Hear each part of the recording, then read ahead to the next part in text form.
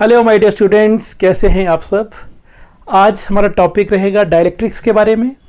तो चले आगे टॉपिक पे। हमारा आज का टॉपिक है effect of dielectric on capacitance. अब कैपेसिटर जो होते हैं ना, उनके बारे में अब you already know this is our capacitor. ये कौन सा कैपेसिटर है? This is our parallel plate capacitor, right. And what is the formula for capacitance? Epsilon naught A divided by D, where A is the area of the plates. In fact ये कुछ feeling लीजिए, कुछ इस तरह का था ये, राइट। एक प्लेट थी और ये दूसरी प्लेट थी। प्लेट का जो एरिया है, दिस एरिया जो मैंने शेड किया, ये ए है। तो epsilon not permittivity times A divided by d, where d is the separation between these plates. So this was the formula for the capacitance of the parallel plate capacitor. अब हम इसमें एक इनोवेशन करना चाह रहे हैं। इनफैक्ट होता क्या है ना कि हमने पहले भी कहा था कि एयर में इस तरह से दो प्लेट्स को रखना बहुत मुश्किल काम है। तो प्रोसीजर क्या है कि इसके बीच में हम जैसे मान लेते हैं कि this is of dielectric material, इसको बीच में ऐसे सैंडविच कर देंगे और ये प्लेट्स ये हैं, यानी इसको बिल्कुल हमने टच करके रखा होता है। लेकिन पहले हमने क्या किया, पहले हम देखा हमने कि प्लेट्स होती हैं तो वहाँ पे कैपेसिटेंस क्या होगा जब बीच में एयर होगा। तो आज हम डाइलेक्ट्रिक लाएंगे, लेकिन डाइलेक्ट्रिक को पूरे का पूरा एरिया में कवर बाद में करते हैं। पहले मान लो पार्शियली फिल कर रहा है इस तरह से, तो इसमें कैपेसिटेंस पे क्या फ़र्क पड़ेगा, इससे हमें डाइलेक्ट्रिक का जो रोल है ना उसको समझने में काफ़ी ईजी हो जाएगा। हम उसके रोल को डिकोड कर पाएंगे। ओके, सो मान लेते हैं कि इसके बीच में यदि आप एक डाइलेक्ट्रिक डाल देते हैं, जैसे this is our dielectric material, ऐसे रखते हैं या फिर पार्शियली कहीं भी रख दें, ऐसे आधा रख देते हैं, दिस इज डाइलेक्ट्रिक मटेरियल, तो कैपेसिटेंस पे क्या फ़र्क पड़ेगा, आज हम इस बात को जानने की कोशिश करेंगे। So let us start.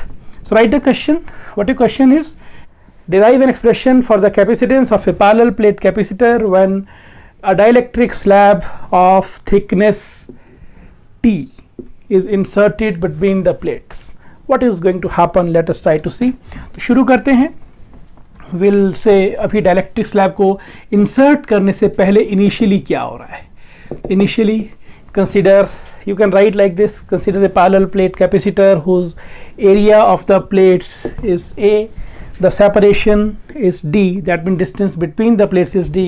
So this is the capacitance और इसको हम C नॉट लिख लेते हैं। C नॉट मीन्स बीच में भी एयर भरा हुआ है। Is it?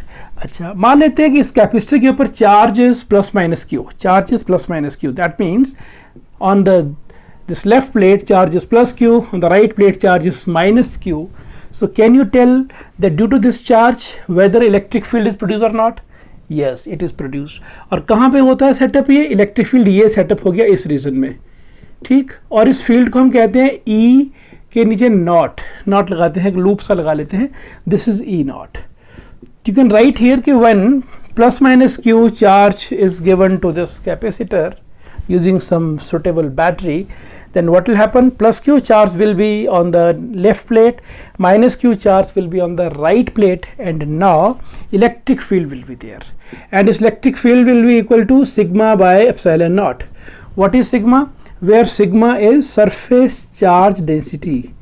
Sigma is surface charge density. Obviously किसी भी सरफेस के ऊपर जब चार्जेस को आप स्प्रेड करेंगे ना, तो उन चार्जेस का डेंसिटी तो होगा कुछ ना कुछ, दैट इज सिग्मा, पढ़ा है हमने। और सिग्मा होता कितना है? Charge on the unit area.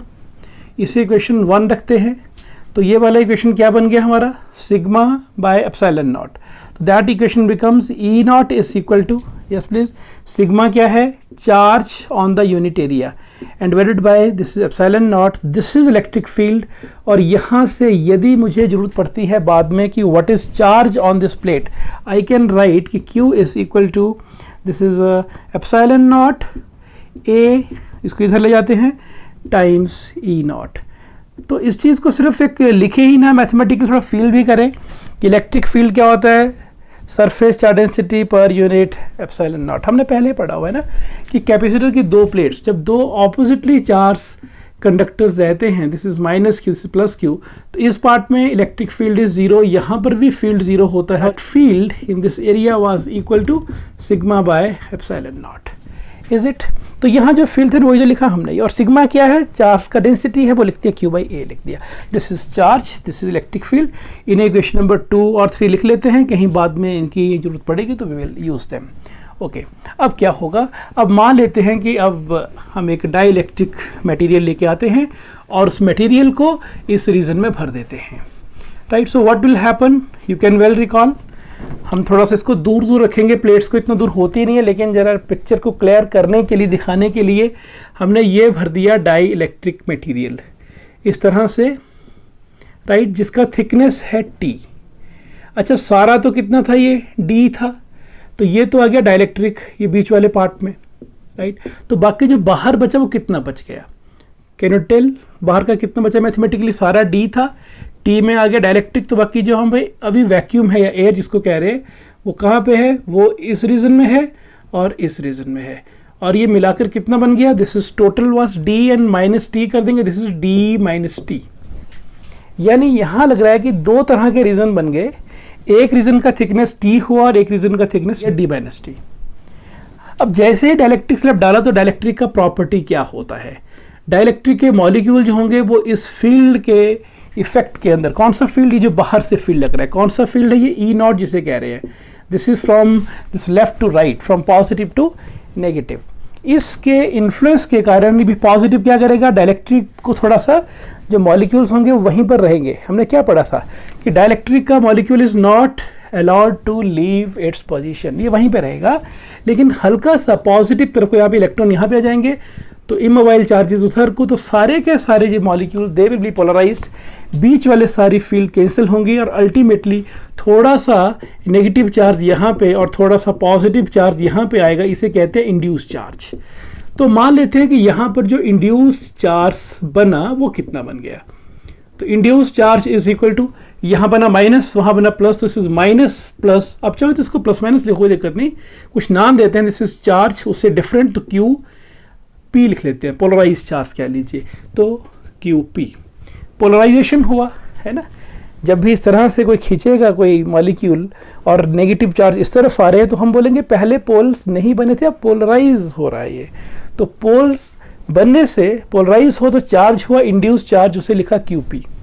तो यहाँ पर इस सरफेस के ऊपर कौन सा, डाइलेक्ट्रिक का surface, on dielectric surface, बताइए चार्ज होंगे कि नहीं होंगे, बिल्कुल होंगे। और कौन से चार्ज होंगे, क्या Q होगा, नहीं, Q तो चार्ज कहाँ पे है, प्लेट्स के ऊपर, तो डाइलेक्ट्रिक के सरफेस के ऊपर चार्ज कितना हुआ, QP, यही वाला चार्ज तो है induce charge. Induce charge mean जो अनबैलेंस चार्ज यहाँ बच गया, माइनस यहाँ पे प्लस वहाँ पे, इसका डेंसिटी कितना है, तो on this dielectric surface this induced charge density, induced charge density ये कितना हो जाएगा, सिग्मा P कह लीजिए, and that becomes total charge कितना है ये QP, right, and unit area, area तो मान लेते हैं पूरे का पूरा वही है, तो ये बन जाता है। और इसको हम एक और नाम देते हैं, also called polarisation density, right, तो P बन जाता है ये P is equal to QP divided by A। So this is one of the equations which you can deduce from this discussion.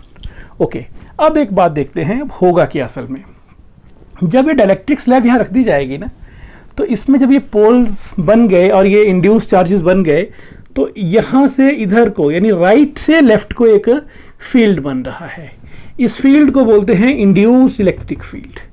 Induce electric field कह लिए या इसको हम पोलराइज फील्ड कह लेते हैं, इलेक्ट्रिक फील्ड ऑफ पोलराइजेशन, अब ये भी इसको कह सकते हैं इलेक्ट्रिक फील्ड ऑफ पोलराइजेशन। कौन सा बन गया, वो EP बन गया, राइट, और इसका डायरेक्शन क्या है, तो its direction is opposite to the original field. आपका जो ओरिजिनल फील्ड था वो कहाँ था, इस पॉजिटिव से इधर को, लेफ्ट से राइट को, और ये बना इस पॉजिटिव से इस नेगेटिव को, वो उसका उल्टा है ये, तो direction is opposite to E naught. तो E नॉट था लेफ्ट टू राइट, तो इसको लिख दीजिए, ये बन जाएगा हमारा राइट से लेफ्ट की तरफ को एक फील्ड बन रहा है। और उससे क्या हुआ, उससे विद इन दिस रीजन, किस रीजन में, अंदर वाले रीजन में फील्ड कम हो जाती है, this is called reduced field. और ये रिड्यूस्ड फील्ड कितना हो गया, कहाँ पे reduced field, with in the dielectric material, with in dielectric, तो ये रिड्यूस्ड फील्ड बन जाता है हमारे पास कितना E, और दिस E को लिखते हैं कितना हुआ, this is E naught minus EP, right. अच्छा, आप रिकॉल करें, आपने एक रिलेशन पढ़ा था डाइलेक्ट्रिक कांस्टेंट का, रिलेशन क्या था कि जो फील्ड इन द वैक्यूम रहता है, उसको यदि रिड्यूस्ड फील्ड यानी E naught minus E P के साथ, ई क्या है, E is E naught minus E P divide करें, that is dielectric constant, is it? ऐसा लिख दीजिए, ये डेफिनेशन था डाइलेक्ट्रिक कांस्टेंट का, it is the ratio of the electric field, right, between the plates of capacitor when vacuum is there in between the region and when the dielectric material is between the region. तो इसको एक और form क्या लिखेंगे, E क्या हुआ, reduced field. यहाँ पर E field बेसिकली इधर है ना, तो ये EP तो डायरेक्शन हुई इधर को, E not field is towards right, उसके रिस्पॉन्स में EP is towards the left, net field is E naught minus EP. इसको वेक्टर फॉर्म में लिखें तो this is the right notation. तो E नॉट कितना हो गया, तो E नॉट डिवाइडेड बाय क्या लिखें इसको, what is E, reduce field कितना है ये, E naught minus EP and this is equal to K. So should I write कि E नॉट माइनस EP को हम कहीं पर, यानी E को हम कहीं पर E नॉट बाई K लिख सकते हैं, यस और नो? तो इसको आप साइड में लिख लें रफ में, और यहाँ पर आप इसको आप यूज़ कर सकते हैं. ओके, आगे चले. तो जब हमने डाइलेक्ट्रिक कांस्टेंट K वाले मटेरियल को यहाँ पर प्लेट्स के बीच में रखा, तो what is the net field here in this material? So you can give the heading net field with in the dielectric. इसको लिख लेंगे तो बाद में आपको रिकॉल करना नोट्स देख के काफ़ी ईजी होता है कि ये था कि इनफैक्ट ये this is net field with in dielectric. ये बाहर नहीं है, ये इसके अंदर वाले पार्ट में है जहाँ पर ये डाइलेक्ट्रिक मटेरियल है. तो that becomes E is equal to, this is E naught minus EP. And what is E naught minus EP? This is E naught by K. So this is from the definition of dielectric. You can write it as E naught by K. You can give it next equation number, equation 4 या देखना reference में कौन सा था वो. Is it clear? Okay. अब हमारे पास E आ चुका है, तो can we find potential? हमें इनफेक्ट करना क्या है, we are going to find the capacitance, and capacitance क्या होता है, Q by V. तो Q और V निकल जाए तो हमारा काम हो जाएगा. नो, हम पोटेंशियल को निकाल सकते हैं कि what is the potential between the plates. तो what is potential between the plates, ध्यान रहे बात, पोटेंशियल निकालने के लिए हमें यहाँ पर दो रीजन की बात करनी पड़ रही है. यहाँ पर कुछ और फील्ड है, यहाँ कुछ और फील्ड है.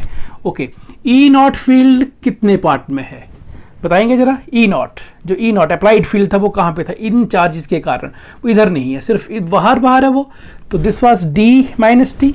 तो ये तो हो गया D माइनस T रीजन में, है ना. फार्मूला क्या है, V is equal to ED, तो हम उसी को लगा रहे हैं ना फार्मूला को यहाँ पर, V is equal to ED, know it well, right.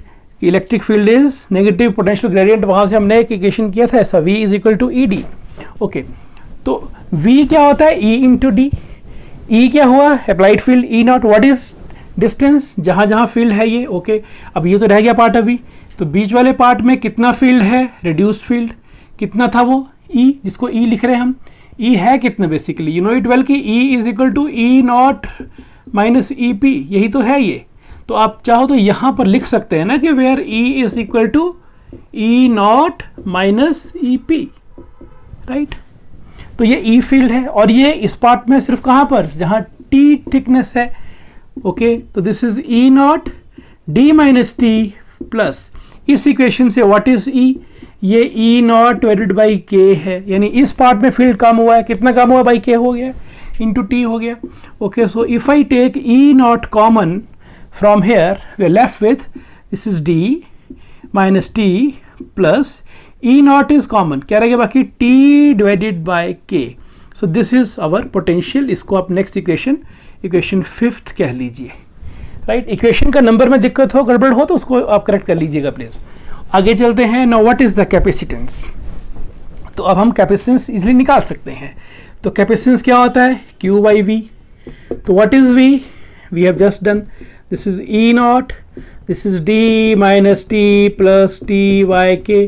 And what is Q, हमने कहा था कि Q is equal to epsilon naught A और E naught, can you recall.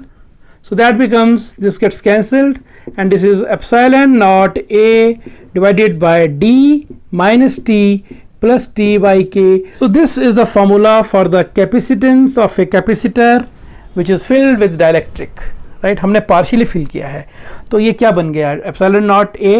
आप चाहें तो इसको C नॉट क्या होता है, this is epsilon naught A divided by D. इसके साथ रिलेट करना चाहें तो आप यहाँ से D कॉमन ले सकते हैं, that become C is equal to epsilon naught A. Extra काम आप कर सकते हैं ना आप, डी यहाँ लिख दे, मान लीजिए डी कॉमन लिया, so that I can use it as C naught, कि कंपेरिजन करेंगे सी नॉट के कंपेरिजन में कितना चेंज आया। तो यहाँ पर 1 रह गया माइनस, अब यहाँ तो डी है ही नहीं, this is D, right, D हमने कॉमन लिया ना, तो ये D by D into T यहाँ लिख लिया, तो ये यहाँ से डी कॉमन गया, this is like this is T by D. तो अपने ओरली कर लीजिए टी बाई के, तो यहाँ भी डी ऊपर डी नीचे, तो ऊपर का डी बाहर लिए, this is T divided by D times के। तो इसको आप, इस वाले पार्ट को आप सी नॉट कह दें, तो C is equal to C naught divided by 1 minus T by D plus T by D K. तो ये रिलेशन भी कर सकते हैं, लेकिन this relation is more preferred और इजी टू रिमेंबर है ये, राइट। सी क्या होता है, epsilon naught A by D minus T plus T by K, this is minus T plus T by K. और यदि के का वैल्यू इन्फिनिटी हो जाए मान लो, तो जैसे मेटल्स में होता है कि 2 प्लेट के बीच में आपने मेटल भर दिया, राइट, पूरा मेटल भर दिया आपने, या आपने किसी वायर से जोड़ दिया, तो वहाँ पे क्या होता है, के का वैल्यू मेटल के लिए होता है इन्फिनिटी, तो ये हो गया टी बाई इन्फिनिटी हो गया, तो this is D minus T रह गया सिर्फ वहाँ पे, क्योंकि 0 हो गया ये। तो इसके काफ़ी केसेस ले सकते हैं, तो let us do some discussion on this result now. So discussion on this result, अब हमने करना क्या है ना, इस क्वेश्चन को तो बोर्ड के पॉइंट ऑफ व्यू से this question is very important. अब हम इसके ऊपर डिस्कशन करते हैं ताकि हम ज़रा न्यूमेरिकल्स के ऊपर काम कर पाएँ और कोई टेक्निकल इश्यूज़ आए तो उनको हम समझ पाएँ। अच्छा, लिख लेते हैं कि सी है कितना, C is equal to epsilon naught A divided by D minus T plus T by के।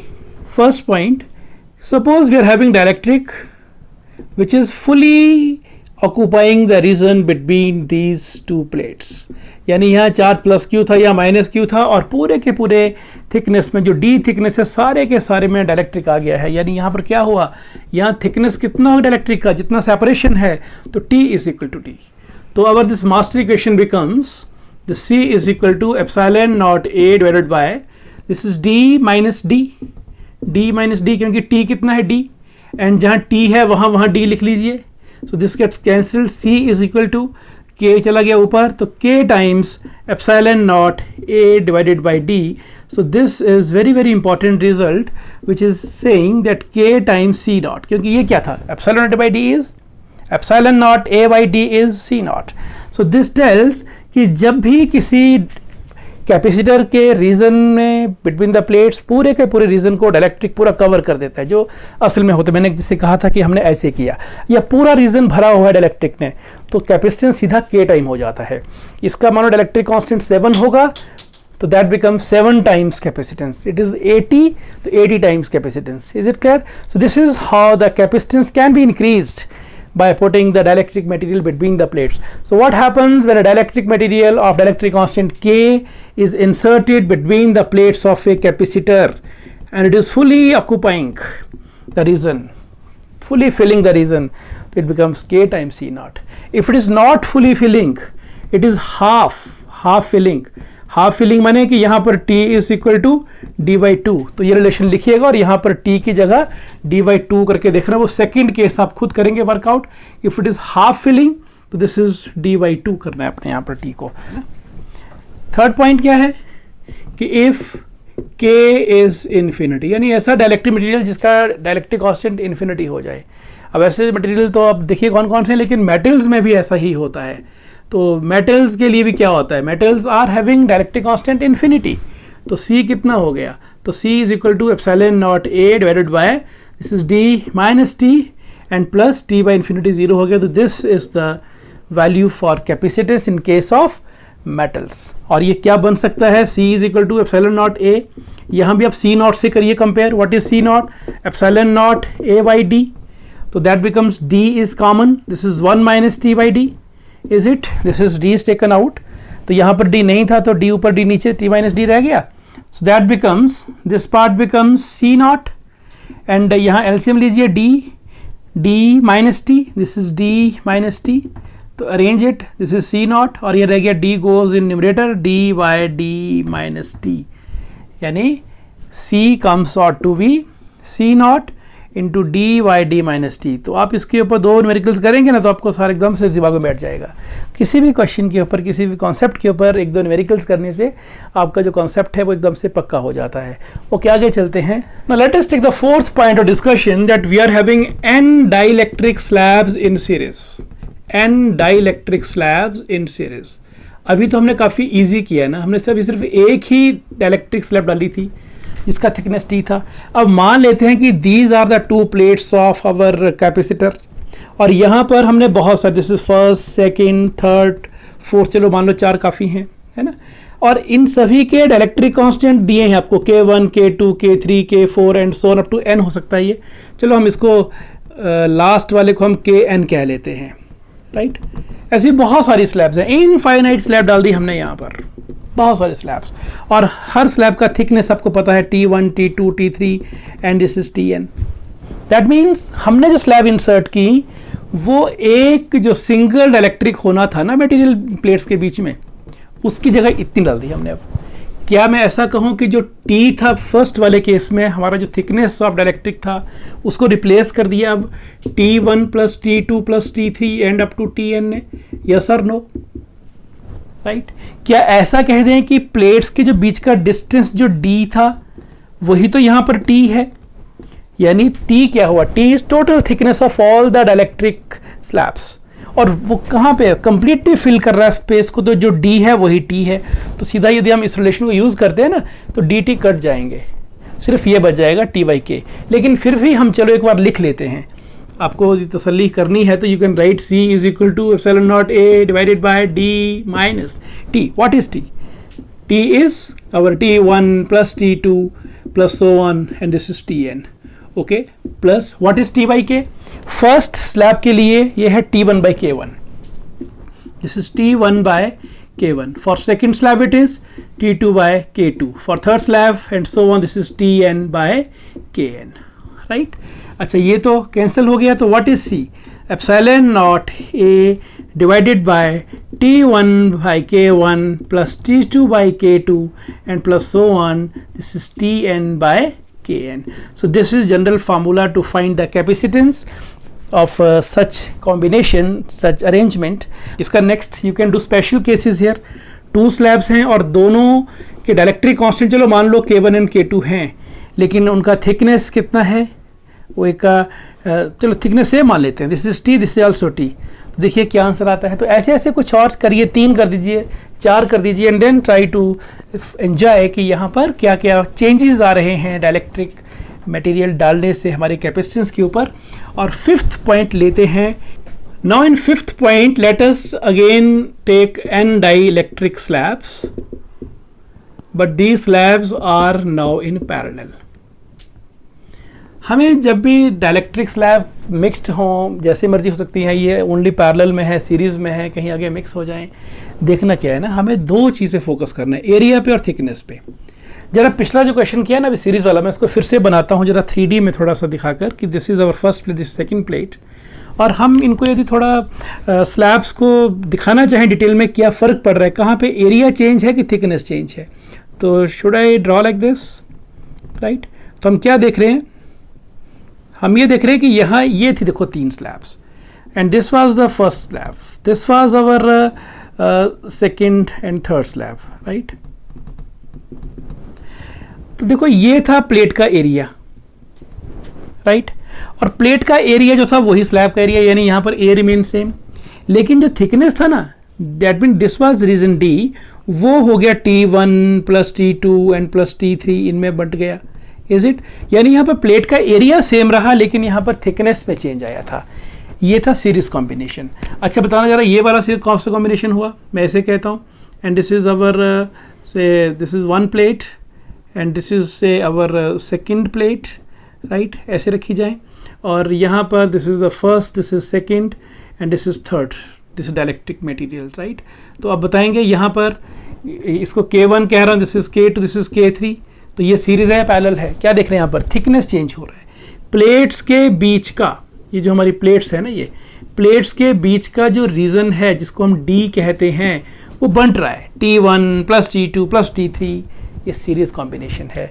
ये उसी तरह से है जैसे मान लीजिए कि हमारे पास we are having n dielectric which are arranged in the series combination K1, K2, K3, उनको कैसे हैंडल कर रहे हैं हमने इस तरह से मैनेज किया. लेकिन इफ इट इज पैरेलल, तो पैरेलल कॉम्बिनेशन ऑफ डायरेक्ट्रिक कैसा बना, मान लो this is our first plate, right, and this is our next plate, second plate, right. थोड़ा इसको बराबर रखते हैं, सिमेट्रिक रखते हैं इसको. So this is our next plate. अब इसके बीच में मान लेते हैं हमारे पास 3 स्लैब भर लेते हैं इस रीजन में. तो 3 slabs, this is first slab, second slab, third slab. ये क्या था, this was our series combination. Can you recall, क्योंकि यहाँ पर एरिया सेम रह रहा है और थिकनेस बढ़ रहा है. लेकिन थोड़ा इसमें हम चेंज लाते हैं और चेंज लाकर कुछ इसको ऐसे सेट करते हैं कि this is our first slab, right, this is second slab and this is our third slab. Now तो क्या देख रहे हैं आप, इन स्लैब्स को आप देखिए तो प्लेट का जो एरिया है वो और डायलेक्ट्रिक का जो क्रॉस सेक्शन एरिया वो डिफरेंट हो गया यहाँ पर. यानी इसका एरिया A1 हो गया, यहाँ पर एरिया A2 हो गया और यहाँ पर एरिया A3 हो गया. क्या इसका थिकनेस यहाँ से यहाँ, what is thickness, distance between the plates of the capacitor. क्या फर्स्ट वाली स्लैब का जो थिकनेस है वो T है या इसको D कह रहे हैं, क्या D है, T कह लीजिए या D कह लीजिए, एक ही बात है ना. यहाँ पर तो थिकनेस ऑफ द स्लैब को हम T से लिखते हैं and separation between the plates को D से लिखते हैं. क्या सेकंड वाली स्लैब का भी थिकनेस T है, क्या थर्ड का भी T है. तो directory constant K1, K2, K3 और यहाँ पर बहुत सारे ऐसे कर लीजिए. इस तरह से सिर्फ चेंज क्या हो रहा है, इनके एरियाज चेंज हो रहे हैं, areas are getting changed. So this is the parallel combination of our capacitor whose dielectric constant K1, K2 and K3. तो कैसा बन जाएगा, है ना. ये तो ऐसा बन गया ना कि दिस ऐसा कुछ, ये पहला कैपेसिटर, ये दूसरा कैपेसिटर, ये तीसरा कैपेसिटर, ऐसा बन गया. तो यहाँ पर what is net value of C, तो C will be equal to C1 plus C2 plus C3 and plus so on. Okay, तो C1 कितना हुआ, C1 लिखिए इसको यहाँ से फर्स्ट वाले को, this epsilon not A1 divided by D. What is D, तो जो फर्स्ट वाले का D और T दोनों बिल्कुल सेम है. And next is T, what is T, T is D and this is divided by K. So should I right it epsilon not A1 K divided by D, is it epsilon not A1, सिर्फ area change हुआ ना, and this becomes K and this is K1 है first, तो ये K1 हो गया. आगे चलते हैं, एप्सिलॉन नॉट एरिया सेकंड वाली का A2 है, A2 डिवाइडेड बाय D, तो उसका भी D ही है एंड दिस इज K2. तो next step that will become epsilon not A2, this is K2. ये चलो K आगे लिख लिया करो आप, दिस इज K2 यहाँ पर, this is K1 is coming here divided by D plus and plus so on. This is coming out to be the capacitance. अच्छा, और मान लेते हैं कि सबका एरिया सेम है, तो क्या होगा इसका स्पेशल केस. सोचिए, यदि मान लो एरिया सेम है तो और 2 प्लेट है सिर्फ, तो कितना बन गया, टोटल एरिया इज A, तो A/2 A/2. 3 प्लेट है तो A/3 A/3 A/3, n plate है तो A/n हो गया. तो if area is same, if area is same, तो हमारा A1 A2 ये सारे क्या बन गए, this is A/n, is it. फिर समझाओ, 2 प्लेट्स थी तो एक का एरिया बना A/2. 3 प्लेट्स थी, या 3 sorry slabs, not plate, slabs. 3 slab हैं डायलेक्ट्रिक स्लैब, तो एरिया बन गया A/3. तो हमने इसको A/n कह दिया. तो शुड आई राइट हियर कि C coming out to be, C is, this is epsilon naught and A/n, तो A/n is common and this is D also here and that becomes what, that becomes K1 plus K2 plus K3 and so on, is it. तो ये तो epsilon not A/D, this is C naught, तो C is equal to C naught and this is K1 plus K2 plus K3 and this is very easy to remember now, right. यानी ये बन जाता है general formula इस case में capacitance का, यदि हमारे सभी प्लेट्स का एरिया सेम होगा. दिस इज C naught, यानी जब ओरिजिनल A और D लिए जाएं इनटू K1 K2 K3 का average, K1 K2 plus K3, 2 हैं तो K1 प्लस K2/2. मान लेते हैं कि हमें इसी क्वेश्चन को ये कहा जाता है कि ये है and this is 1 slab, this second slab, right. इसका K1 है, इसका K2 है. बताइए इस कॉम्बिनेशन का what is the equivalent capacitance. हम कहते हैं कि C will be equal to C naught, 2 हैं तो K1 plus K2 divided by 2. तीन होंगे तो K1 plus K2 plus K3 by 3 if they are 3, यदि यहाँ पर 3 है तो एक रीज़न और है वो K3 हो गया। Is it? तो आप देख रहे हैं कि इस तरह के कॉम्बिनेशन को मैनेज करना काफ़ी ईजी काम है। So this was all regarding the dielectric slab when it is placed between the plates of a capacitor. और अब यदि हम डालते हैं यहाँ पर स्लैब कौन सी, मेटालिक स्लैब, तो उसका अलग से डेरिवेशन करें कि what will happen if metallic slab is placed between the plates of capacitor, तो क्या होगा। तो metallic slab between the plates of a capacitor, तो इसको भी बहुत ईजिली हम कर सकते हैं। आप देखिए ये हमारा कैपेसिटर और मान लेते हैं कि this is our metallic slab. Now capacitor का एरिया ए प्लेट्स का, D is separation, right, plus Q charge is given, तो minus Q charge is given here, और ये हमारा मेटल है। अब मेटल में क्या होता है, अंदर कोई भी हमारे पास इलेक्ट्रिक फील्ड नहीं रहेगी।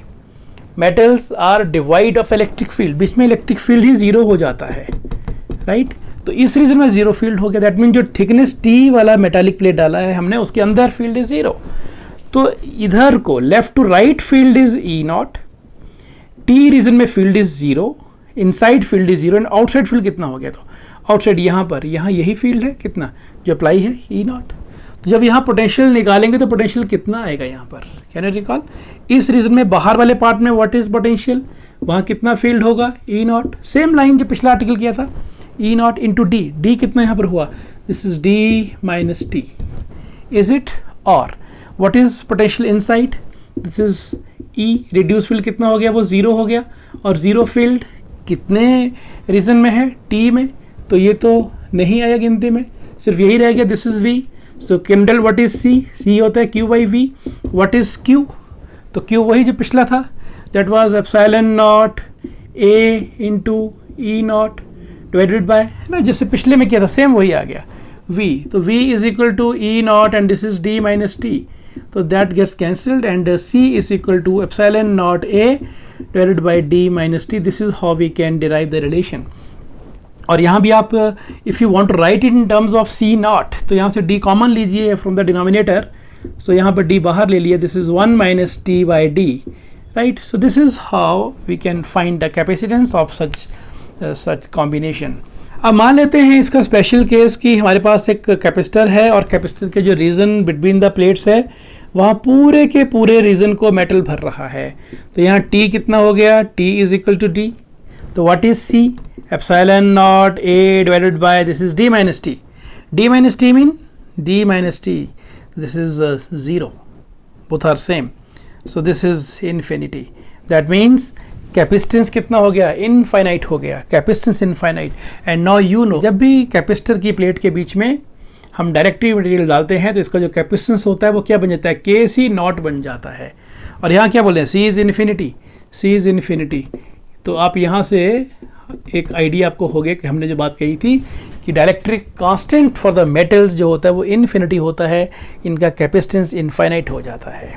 मेटल यदि पूरे के पूरे रीजन को कवर कर रहा हो, तो सोचिए हमारे पास कोई एक प्लेट्स ऑफ द कैपेसिटर होगा और आप यदि यहाँ पर कोई कनेक्शन ही दे देंगे, मान लो आपने इनको जोड़ दिया दोनों प्लेट्स को आपस में, तो क्या कर रहे हैं, जो चार्ज आ रहा है वो चार्ज आगे जा रहा है, तो मना नहीं होगा ना, इसको जितना मर्जी चार्ज आएगा इट कैन स्टोर मतलब इसको आगे कंडक्ट कर ही जा रहा है ये, तो इसलिए यहाँ पर कोई चार्ज को मनाही नहीं होगी। दैट इज़ वाई हम कह रहे हैं इसका इलेक्ट्रिक कांस्टेंट इन्फिनिटी है और इसका कैपेसिटेंस भी कितना है, इनफाइनाइट, इस तरह से। और ऐसा कर लो या फिर आप बीच में मेटल भर दो थोड़ी सी इस जगह पे, और बाकी तो जो मर्जी करो, लेकिन यहाँ पे कनेक्शन बन गया ना, कनेक्शन सेट हो गया, दैट मीन्स कि अब जो मर्जी चार्ज यहाँ से आगे निकलता जाएगा। तो वी कैन से कि यहाँ पर electric constant is infinity and capacitance is infinite. So this was all regarding the concepts of dielectric when it is placed, when it is inserted between the plates of a parallel plate capacitor। और हमने metal को भी बाद में देखा insert करके कैसे कैसे चेंजेस आए, और कैपेसिटर कॉम्बिनेशंस देखे हमने डिफरेंट तरह के, इलेक्ट्रिक K1 K2 वाले सीरीज़ में, पैरेलल में, मिक्स में, तो किस तरह से उनको अपने हैंडल करना है ये आपने सीखा। इसके ऊपर अब हम एक एक्सक्लूसिव वीडियो लेकर आएंगे जिसमें सिर्फ और सिर्फ न्यूमेरिकल्स ही होंगे इस कॉन्सेप्ट के ऊपर बेस्ड। आई होप आपको सारा कॉन्सेप्ट समझ आ गया होगा। So when the concept is ready so we can easily do the numericals, right. So मिलते हैं नेक्स्ट वीडियो में बहुत जल्दी। Take care.